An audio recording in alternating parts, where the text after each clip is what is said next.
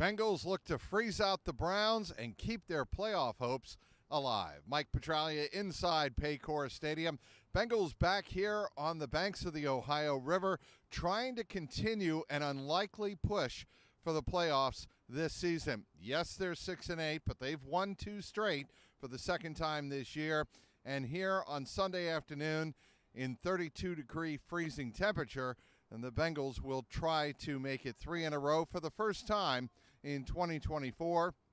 Bengals are trying to beat the Cleveland Browns and sweep them for the first time in a season series since way back in 2017.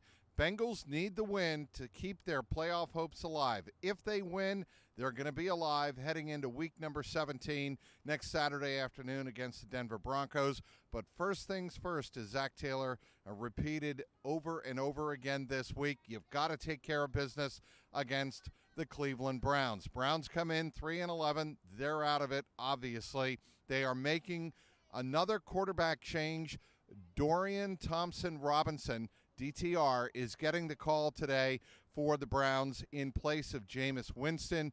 Winston provided that spark after the Achilles injury to Deshaun Watson, but the last 3 weeks he has not taken care of the football. 8 interceptions and just 6 touchdowns over a 3-game losing streak for the Brownies. So it's Dorian Thompson-Robinson. Now, Robinson came in place of Deshaun Watson when he tore his Achilles against the Bengals back in October, and the results were not good for DTR. He was 11 of 24, 82 yards, no touchdowns, and 2 interceptions. So does that play in the Bengals' favor? You would think so. Also, Bengals come into this game knowing they have got to contain Myles Garrett. He is coming off a dinged-up game where he sustained a couple of injuries in the 21-7 loss to the Kansas City Chiefs last week in Cleveland, but he is expected to play this afternoon along with Denzel Ward, who has always given Joe Burrow trouble. Jeremiah Owusu-Koramoah is not going to play today. He is on the IR with a neck injury. That's a big help for the Bengals offensive line as they try to contain the always powerful and potent Cleveland Browns pass rush. So the Bengals should be able to take care of business today against a Cleveland Browns team that is dinged up on defense and is making a big change at quarterback. Obviously, another injury note for the Cleveland Browns. They are not going to have their lead running back in this game, as Nick Chubb is out for the season with a broken foot. He is not going to play today. Jerome Ford had a 62-yard touchdown run against the Chiefs last week. It was Cleveland's only score. He can get it done. He can break out and hurt the Bengals if the Bengals don't wrap up and pursue the football. Their defense has been better in the last couple of weeks. No mistake and no obviously coincidence that the Bengals have won those last 2 games against the Dallas Cowboys, in which they played very good defense in the second half. And last week, at times, they really were in command of that game. They were able to create the turnovers last week, of course, against Will Levis. Can they do the same thing here this afternoon on their home turf against Dorian Thompson-Robinson? All of that remains to be seen. The Bengals in this game are expected to see Alex Kappa come out of concussion protocol and be able to play at his customary right guard spot, so expect him to play.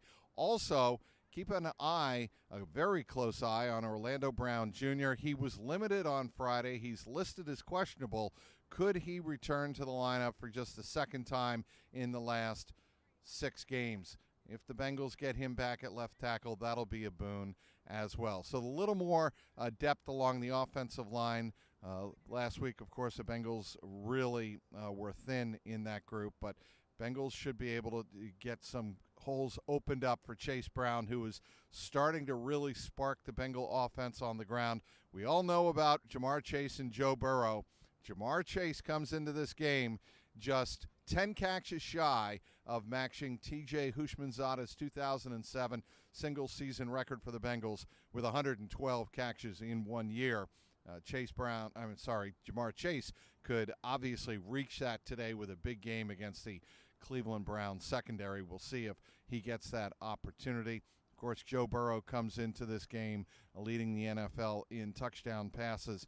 Can he continue his MVP-worthy season for the Bengals? Again, the Bengals here against the Cleveland Browns, looking for the season sweep for the first time since 2017. The weather, you can see behind me, we're expecting clear skies. It'll be cold, but no precipitation in the forecast. We're expecting temperatures right around the freezing mark of 32 degrees for the 1 p.m. Eastern Time kickoff. Be sure to follow me on the X at Trags, Trags, CLNS Cincy with a Y.com. And as always, Skinny and I will have your Bengals, Jungle Roar, Skinny, Bengals postgame pod coming up immediately after the game on youtube.com/@Jungle Roar Pod. Inside Paycor Stadium, Mike Petraglia, CLNS Media.